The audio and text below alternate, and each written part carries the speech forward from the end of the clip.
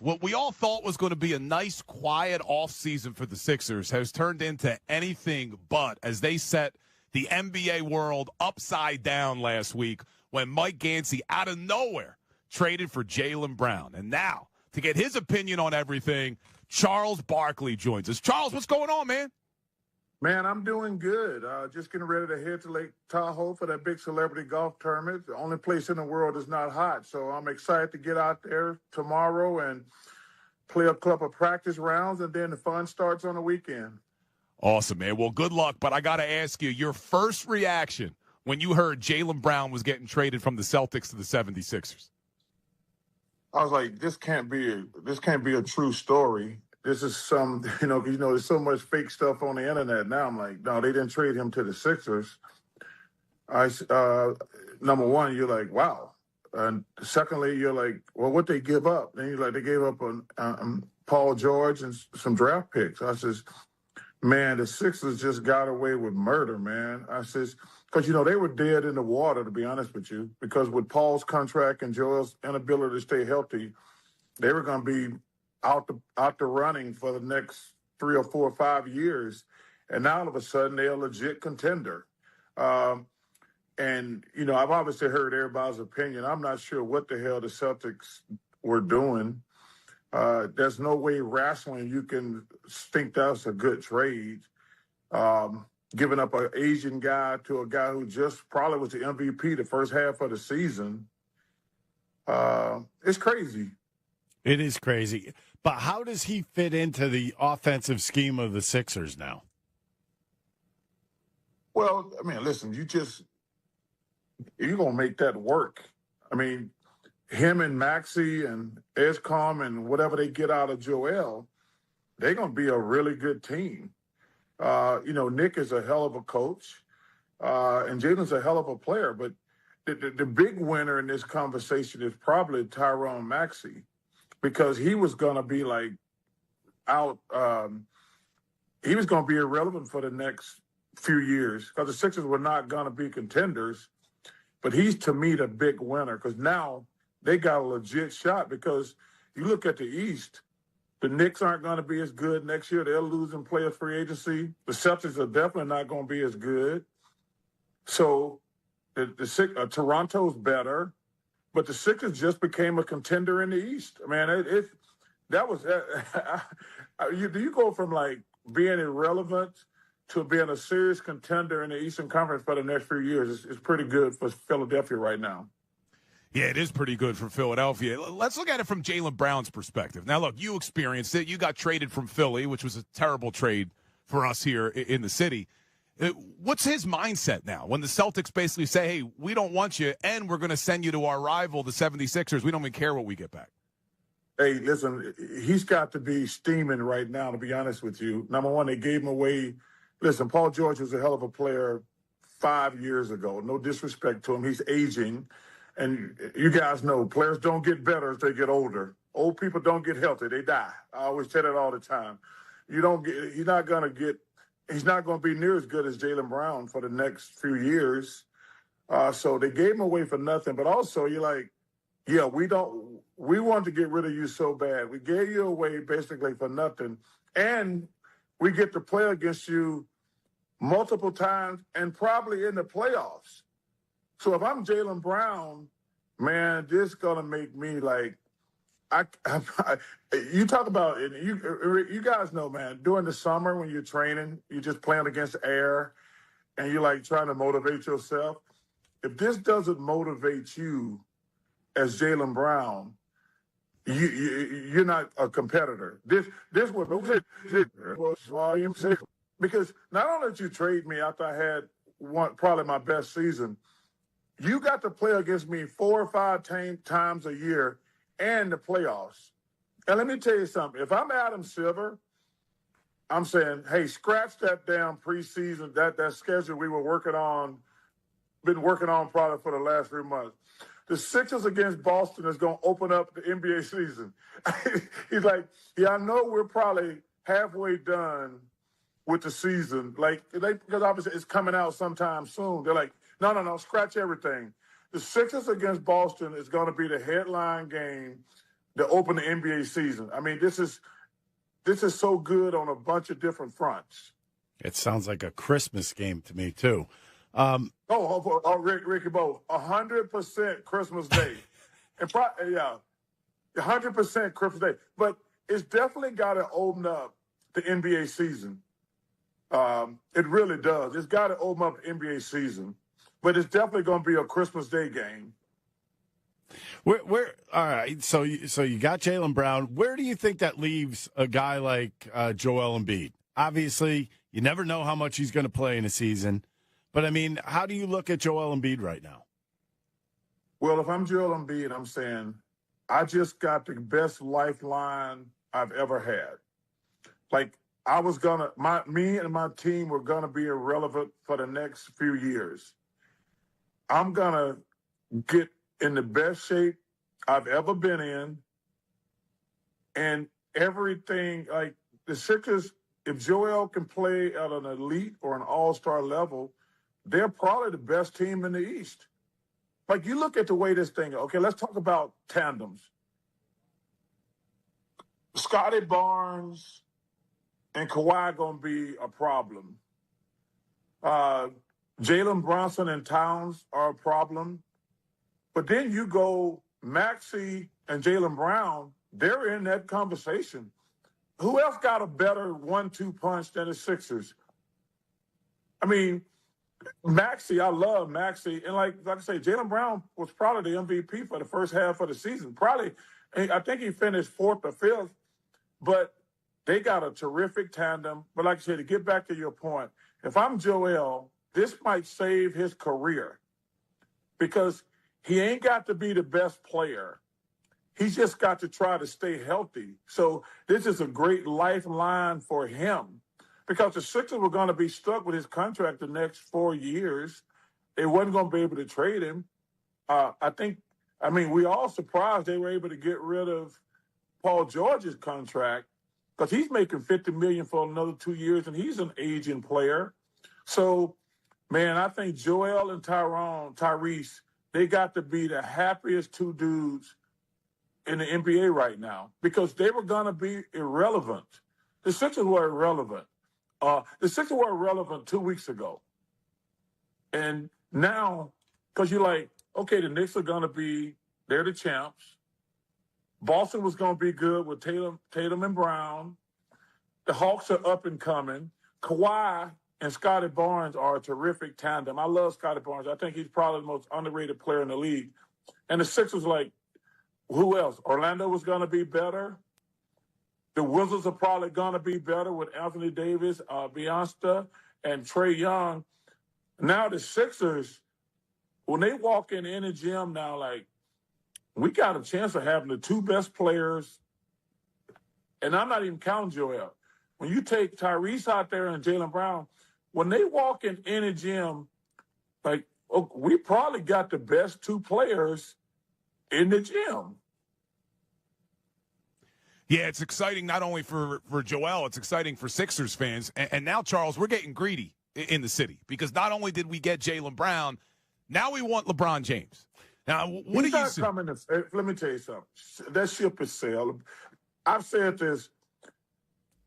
The biggest criticism of LeBron James has always been that he packs his team, because he's always packed his team. Because he's chasing this imaginary Michael Jordan ghost, what he needs to let go.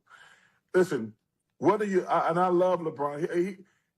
He spends more time talking about he's the GOAT. And Michael Jordan says, I never say I'm the GOAT. And then you got these people who argue all the time, which is stupid. LeBron, the only way he should go back to Cleveland and finish his career there.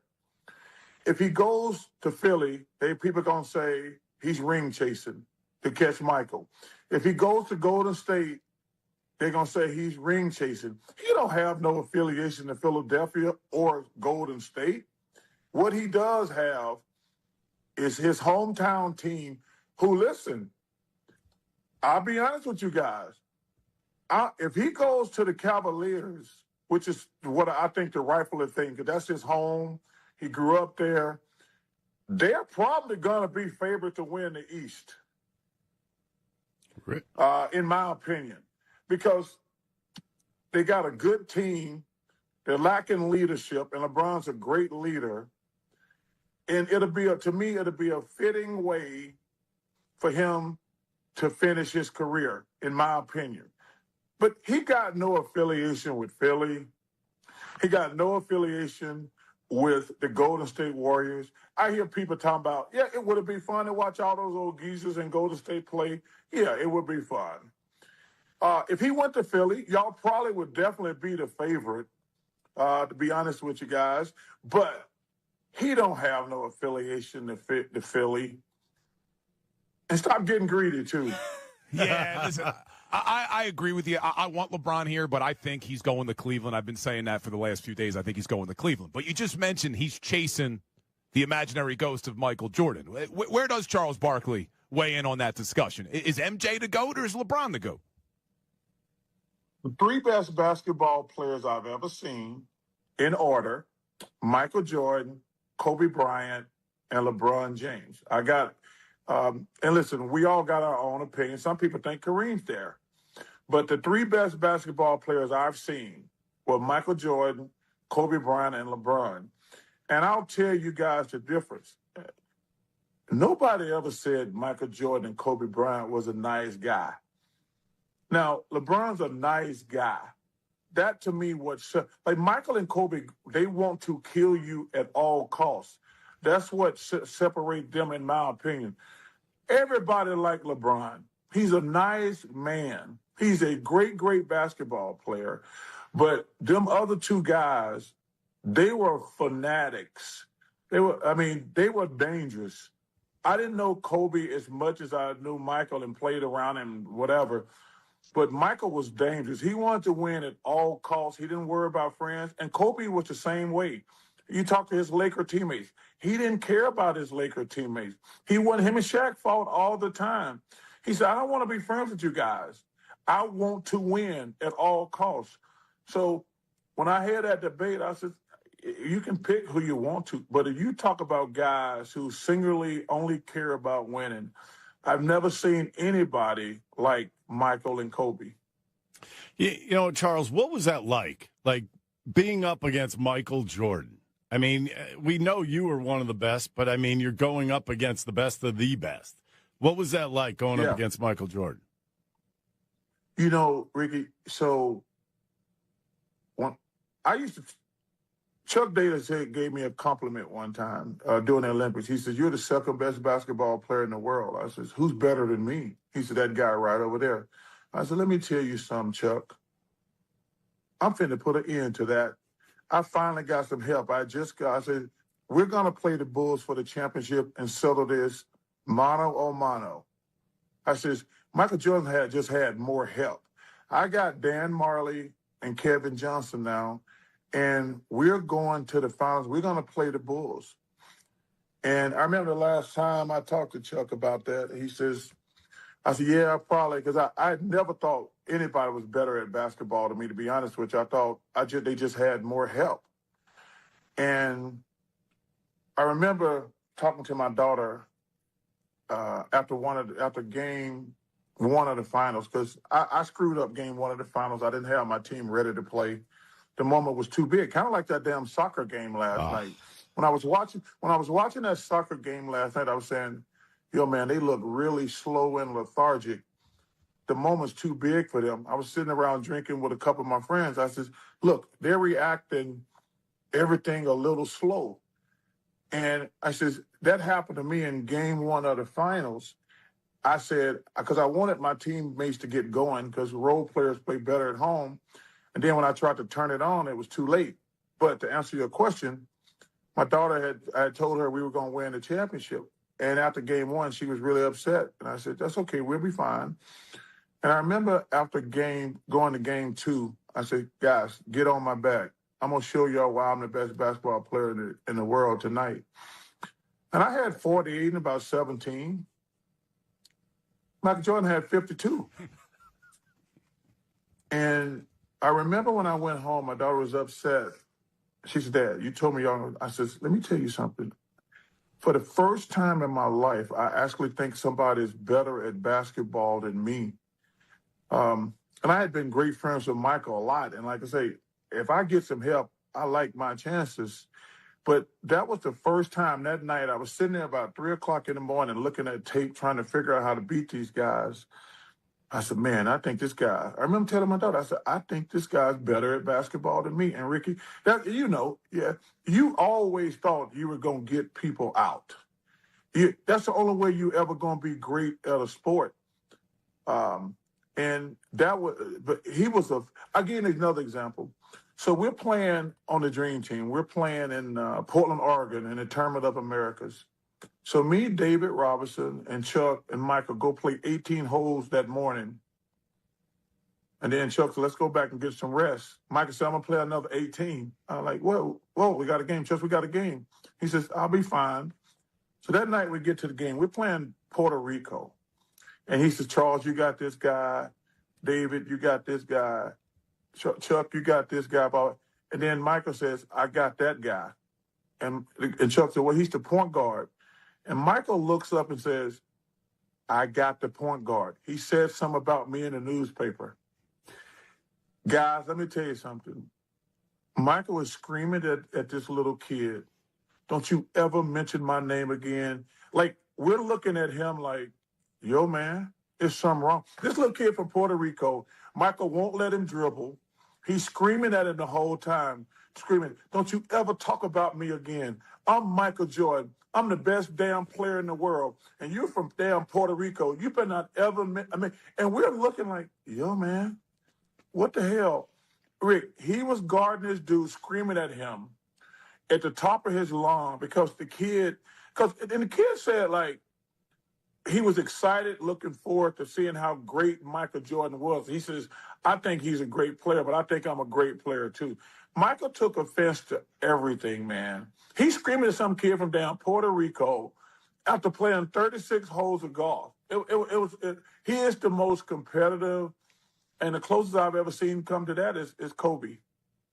All right, yeah. How competitive are you going to be this weekend at this golf tournament? I'm going to play great. I'm playing great right now. I'm looking forward to it. First of all, the one reason I love going to Tahoe, it's the only place in the world that's not hot.